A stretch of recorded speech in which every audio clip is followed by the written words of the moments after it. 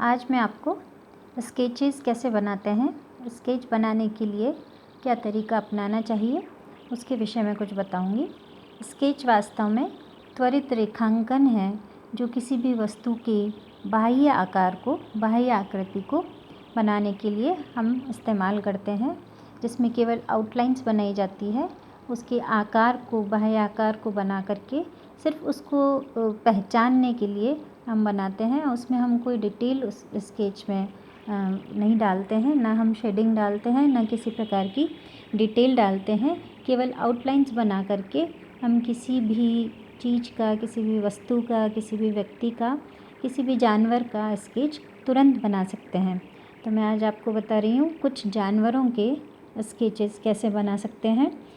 Symbolic sketches हमको उसकी position को देखते हुए, किस तरह से बैठा हुआ है, किस तरह से खड़ा हुआ है, कैसा उसका पैर होता है, ये सब चीज़ें हमें पहले से ऑब्ज़र्व करनी पड़ती हैं, ध्यान से देखनी पड़ती हैं। और उसकी जो आउटलाइंस हैं, उन आउटलाइंस को बिंदु टू बिंदु यानी डॉट टू डॉट हम उसको पकड़ते हैं लाइन को, तब जाके वो स्केच बनता है। और उस स्केच को बनाने के लिए देखिए, जैसे मैं आपको बता रही हूँ कि जिस पोजीशन में वो बैठा हुआ है, उस पोजीशन को पकड़ने का प्रयास करेंगे हम।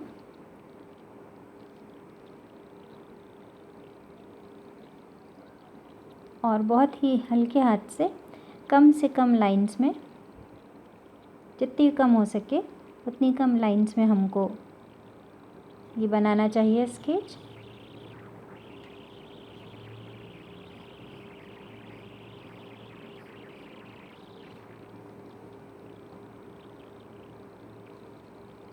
शेडिंग यहाँ हम नहीं डाल रहे हैं, हम सिर्फ आउटलाइंस के द्वारा उनके स्केच की बाही लाइंस बना करके उसे बना रहे हैं। देखिए,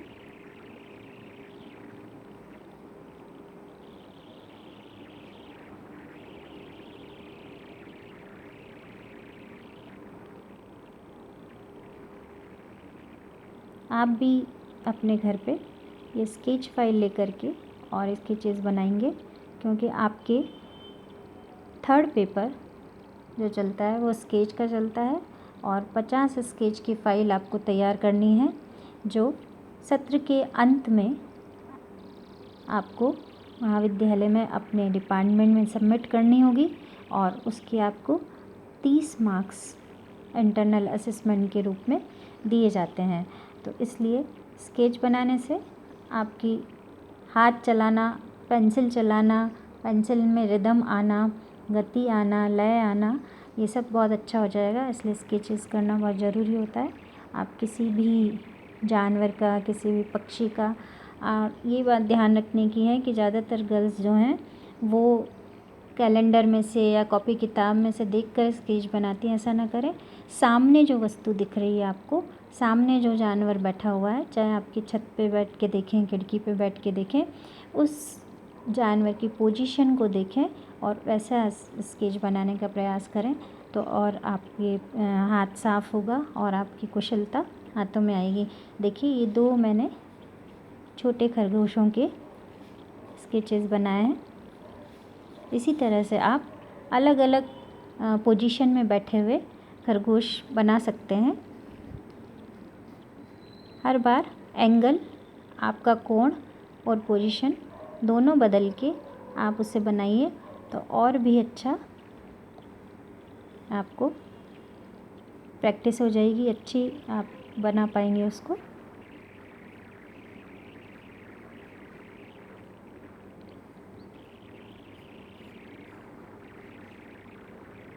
जहाँ ज़रूरत हो रेखा को हम थोड़ा सा मोटा पतला कर सकते हैं, जहाँ ज़रूरत हो वहाँ पे हम उसकी गति दिखा सकते हैं। लेकिन हमें प्रयास ये करना है कि कम से कम रेखा में एक पूरा स्केच हमारा बन के तैयार हो।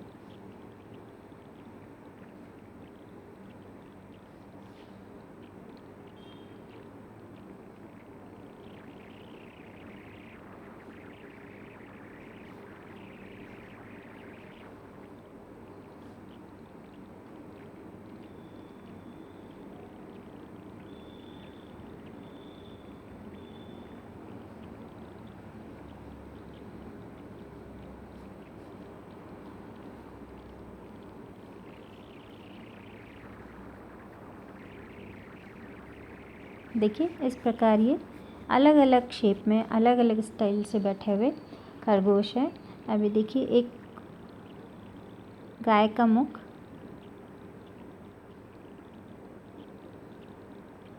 आपको इसकी वो लाइन पकड़नी है, बाहरी लाइन, जो कि सबसे पहले और सबसे सामने दिखाई दे रही है, और उसी से आगे बढ़ते जाइए, उसी लाइन के थ्रू आगे बढ़िए और डॉट टू डॉट उसे मिलाते जाइए, तो बहुत ही अच्छा स्केच अपने आप बनता है।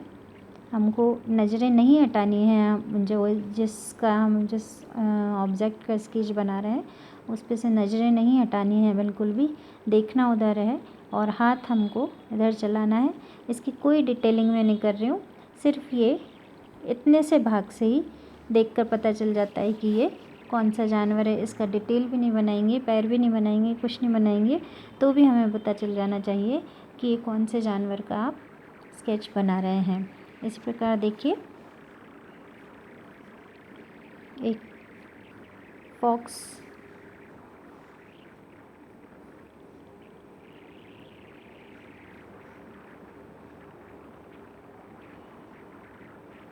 आपके आसपास गाय, बैल, बकरी, जो भी जानवर आपके आसपास हो, आप उनका इसी तरह से अलग अलग एंगल से बैठे हुए, खड़े हुए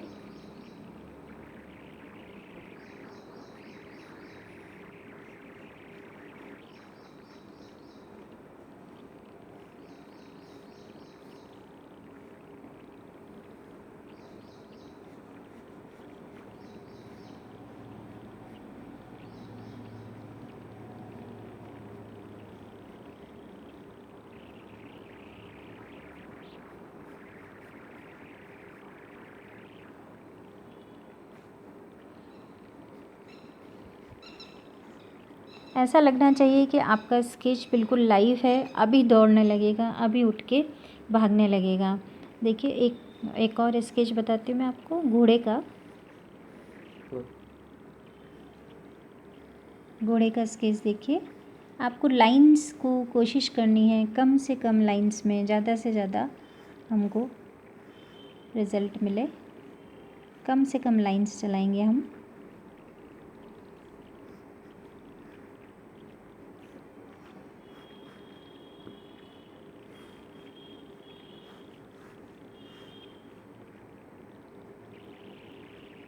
और कोई ज़रूरी नहीं है कि वो जैसा एज़ इट इज़ दिखे, बस वो हमको पहचान में आना चाहिए कि ये किसका स्केच है, कौन से जानवर का है, या जानवर किस पोजीशन में क्या कर रहा है, बैठा है, खड़ा है, क्या कर रहा है, खा रहा है।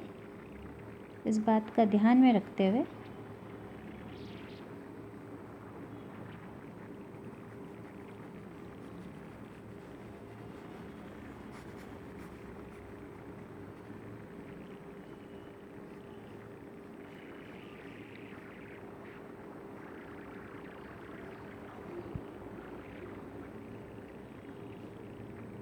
कई बार ऐसा होता है कि हमको दिखाई नहीं देता है, या फिर हम जब किसी जानवर का स्केच बना रहे होते हैं, अक्सर ऐसा होता है कि वहाँ से उठकर चला जाता है।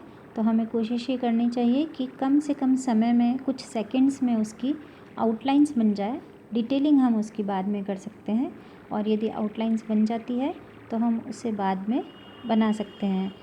और यदि वो जानवर भाग भी जाता है, उठकर चला भी जाता है, तो हमारी मेमोरी में कुछ चीज़ें हम पहले से डिसाइड करके रखते हैं कि हम इस एंगल से ये चीज़ बनाने वाले हैं, इतना पोर्शन हमको बनाना है, तो उतना ही पोर्शन आप बनाइए। जो आपको नहीं दिख रहा है उसको आप रहने दीजिए, बिल्कुल मत बनाइए।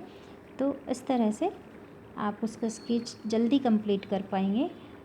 तो ये देखिए कुछ जानवरों के स्केचेस मैंने आपको बताए, जो कि सिर्फ पेंसिल, और कोशिश ये रहनी चाहिए कि जब भी आप स्केच बनाएं तो रबर का प्रयोग, इरेज़र का प्रयोग बिल्कुल ना करें, किसी भी चीज़ को इरेज़ ना करें। उन्हीं लाइंस को ठीक करके उस पोजीशन को, उस जानवर को आप दिखा पाएँ। देखिए एक और मैं आपको पक्षी का स्केच बताती हूँ।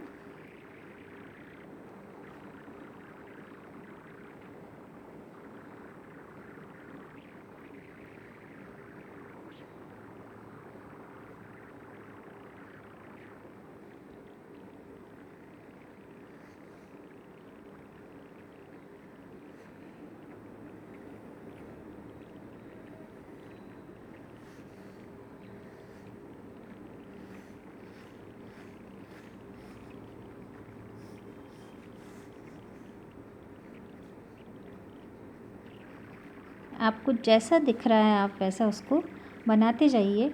और जो लाइन्स आपको नहीं दिख रही है उसको बनाने की ज़रूरत नहीं है।